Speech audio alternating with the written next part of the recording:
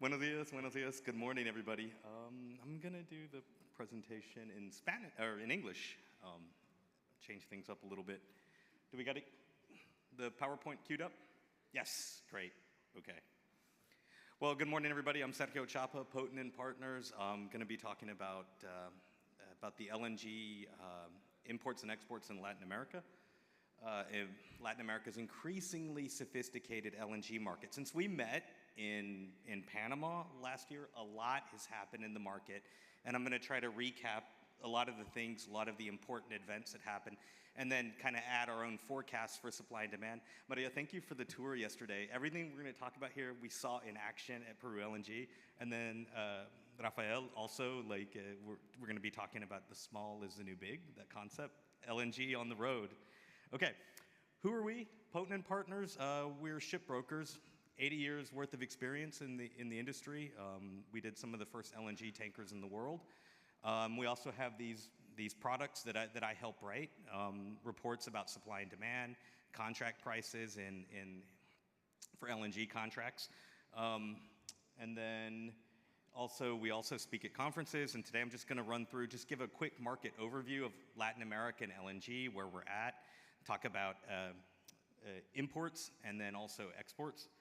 And then kind of go into how the market's evolving, which will include prices and some of the most interesting developments. Okay, let's get started. Latin America for us at Poten&Partners is everything south of the United States, like Mexico on down to Tierra del Fuego, 665 million people. You can see here how energy demand varies across Latin America. Somebody in the United States uses 10 times, or actually 100 times the electricity as somebody in Haiti. Peru falls kind of towards the bottom tier. The average person in Peru using about 31 MMBTU, the equivalent of 31 MMBTU of natural gas per person per year. And I guess must be this nice weather. You don't need to so much. You don't need air conditioning and whatnot most of the year, I suppose. Real important for us, I know they said this earlier, that Latin America makes up a small percentage of the global totals, and you can see that in action here. The color to look for on this chart is the orange. That's Latin America, and this is the liquefaction capacity. This is the ability to make LNG, make and produce LNG. You see how Latin America, where it currently stands at 29 MTPA, is in last place regionally across the world. It's behind Europe, it's behind the Middle East and other places around the world. But that's going to change, we think. Last year we had a 10-year forecast, and we've expanded that to a 20-year supply and demand forecast. And so you can see now how Latin America is set to grow over the next 20 years to become more of a leader in LNG exports. We have proposed projects in Mexico and Argentina, and if those projects reach FID, they get built, they get financed, you'll see exports continue to grow, and Latin America become a more important region globally. Regas capacity, global regas capacity. The story for that is Asia. They're the big demand center. The color to look at here for Latin America is that the one in the middle, the medium blue color. We think, according to our forecast, and we'll get into it in a minute, we think that regasification capacity in Latin America is going to peak around 2028 or maybe 2030, and then start to actually decrease, because as countries like Mexico and Argentina switch to exports, there's less need to import. Other countries will need to import more LNG, like Colombia and everything, but we'll see that in a minute. Okay, so imports. All right, roughly about a dozen countries in Latin America import LNG. And you can see here, this is what we call regasification capacity. This is the ability to import LNG. So you have a plant, it can import, on paper, 3 MTPA per year. It doesn't always do that, but the ability is there, and that's what this chart shows, the ability to import LNG. And you can see that dark blue at the bottom, that's Brazil. That's the region's largest LNG importer. Lots of capacity. LNG terminals dot the coast. Are they used every day to their full capacity? No, they are not. Why are they there? In case of, there's a lot of hydroelectricity. If there's a drought, guess what? You've got to use LNG and natural gas as backup power. You see right up there, Mexico was the second largest. You see them decreasing over time. There are some pockets in Mexico that will need to continue to import LNG, like Baja California Sur. There's no pipeline connectivity to the rest of the country. So isolated places like that in Mexico will continue to import LNG. You see Argentina going to zero over time. It's not a question of if, it's more of a question of when. They have their FSRU chartered for at least through 2027. Will they need it after that? We'll see. They have the option to renew, but if they grow enough production in the Vaca Muerta shale play, then they won't need this import capacity. Or maybe they just keep it for energy security. We'll have to see how that plays out. Let's see. So like I mentioned, regasification capacity, that's the orange. The ability to import. The blue shows what Latin American countries actually imported over the years. And you can see it spike over time during drought years, during El Nino weather phenomenon. A historic drought in Brazil, 2021, you see that huge spike. Again, we saw an increase of imports during the last El Nino in 2023, 2024 in Colombia, Brazil, across the market. As hydropower reserves fell, you needed to import gas. Oh, this is great. A couple weeks ago, we published a special report about Colombia. 14 proposed LNG import terminals in the country, on both coasts of the country. So this report, it went through project by project. Each of those little yellow squares is a proposed LNG import terminal. And we broke it down like where they were in the permitting process, how much they're trying to import. A lot of the people in this room, I know on the tour yesterday, they were part of the project on the west coast there, the Regasificadora del Pacífico in Buenaventura, which is, I'm happy to report, taking some very serious steps forward. So that'll be good to watch and monitor. But it's been a long time coming. That part of Colombia doesn't have great connectivity or access to gas, so this is a very much needed project. Otherwise, there are 14 spread out, mostly along the Atlantic coast. So if anybody wants a copy of that report, just let me know, or just let Michael know right over there. Yeah, there he is. We've got copies we can share with you. Okay, so you saw earlier our forecast, like our 20-year forecast for LNG imports. There can be a lot of disrupting factors in. That's our forecast right now, today. We release it monthly. We tweak it on a monthly basis, 20 years out. And there's a number of factors like hydropower capacity, droughts, things we can't predict. Overall, we feel comfortable with the forecast of regasification peaking around the end of the decade and then slowly going down and then plateauing. But how it actually plays out in terms of imports, we'll have to see. I mean, we cannot predict droughts, we cannot predict geopolitical events, but those are definitely disrupting factors in our forecast. M&A deals are also a thing in the Latin American market. We all saw the deal with New Fortress Energy selling its assets in Jamaica to Accelerate. And then you see Accelerate trying to develop the downstream market a little bit more in Jamaica. That could affect imports and demands. FSRU chartering, that's definitely a factor for the ability to import more. A lot of those Colombian projects are mixed. Some of them are FSRUs, some are FSUs where they're just gonna use trucks at the docks and just drive the LNG to where it needs to go.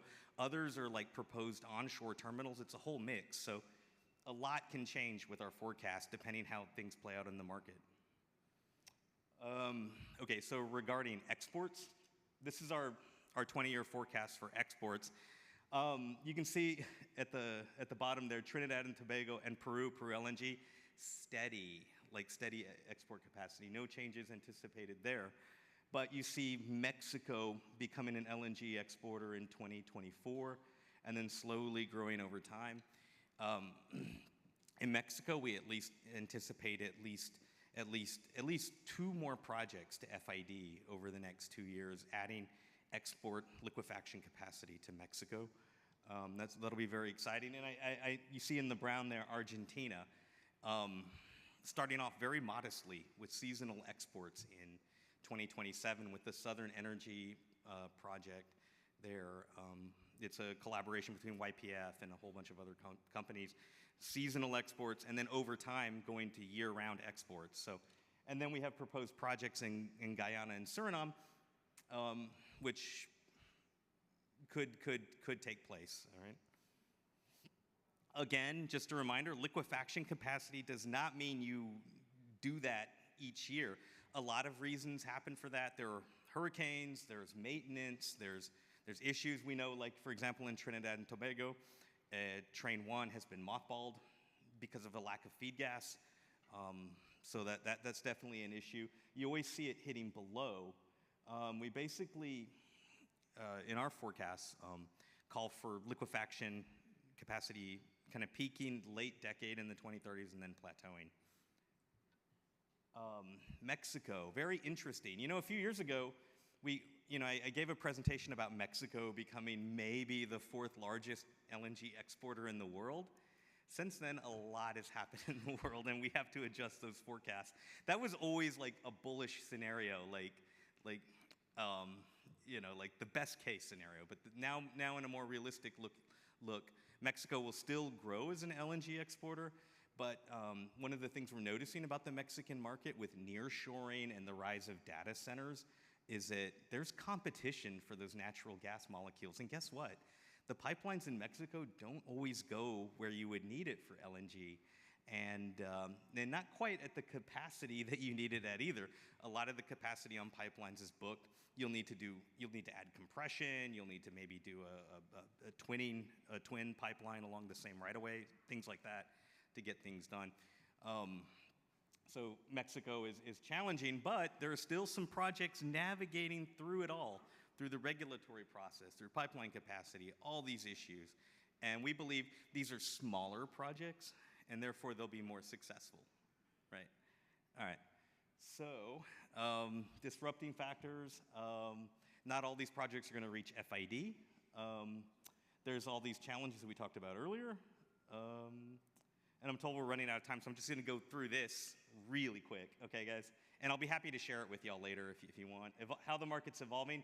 Again, Latin America, net importer-exporter. We think at least for the next 10 years, Latin America will remain a net importer of LNG. That changes, and this is very asterisk, very conditional on Mexico and Argentina reaching FID and exporting and beginning exports. If that happens, then you see Latin America becoming a net exporter over time. This is great. I mean, what Latin America's paying for LNG prices. Yes, everyone take photos. This is good. This is a good slide here. The cheapest LNG ever paid was in 2019, $4.10 in Mexico. The highest ever paid was just ahead of the Russian invasion of Ukraine, $37 per MMBTU. Latin America has to compete with Europe for cargoes. Luckily, prices have come down. They went, they're just below $11 this year. That's a way better price than $37, isn't it? Everything that's going on right now, liquefaction fees in the US are rising. So are Henry Hub prices. That's a situation that we're monitoring. We're seeing Brent, LNG can be indexed to Brent crude oil. Those prices are falling long term, but if you see that blue up there, if you're doing short-term Brent deals, you're gonna pay higher. You're gonna pay a higher slope. You're gonna pay more for your Brent-linked LNG if it's a shorter-term contract. This is a very important slide. We touched on it last year. Small is the new big. Okay, for Latin America, don't think like big projects that require, all this labor and equipment and everything. Think small. Think phase development. Think ISO trucks, or think barging or ships or smaller. It's what works. It's what works there. We saw it in action yesterday at Peru LNG. The trucks coming up, 2 dozen, 3 dozen trucks a day.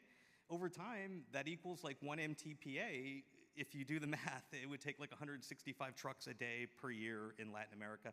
And those trucks are on the road. So think about it. Small is the new big in Latin America. That's how you grow adoption of LNG in the market, is by starting off incrementally, steps, not in these big projects which face many challenges, regulatory, financing, EPC contracting-wise. Last year we met in Panama. Since that time, a lot of interesting development. There was a historic drought that crippled LNG tanker traffic. We now have a proposed reservoir, the Rio Indio Reservoir, which will add fresh water to the canal. We have an LPG pipeline. You can see that right there in the red. It took another step forward last month. This LPG pipeline is actually very beneficial for LNG because they're going to transfer the LPG across the pipeline, one end to the other. And that means that there'll be less LPG traffic and more slots for LNG. All right. Again, wild cards, happy to share this. We talked about these: increased competition for molecules, more infrastructure needed, inflation. There's always that weather and price sensitivity. And I guess that'll be it for today. We'll just leave it there so we can get everything back on track and back on schedule. So thank you all. Okay, and if you need that, I've got it. Thank you.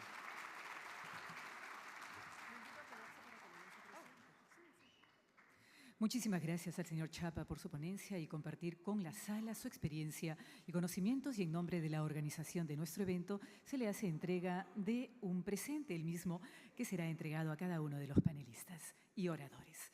Muchísimas gracias. Bueno, durante la pausa para el café que nos toca en este momento, los invitamos a un taller que dará a los delegados una visión general de toda la cadena de valor del gas natural licuado, denominada desde la producción y licuefacción, pasando por el transporte marítimo y la regasificación, hasta las aplicaciones finales en distintos sectores.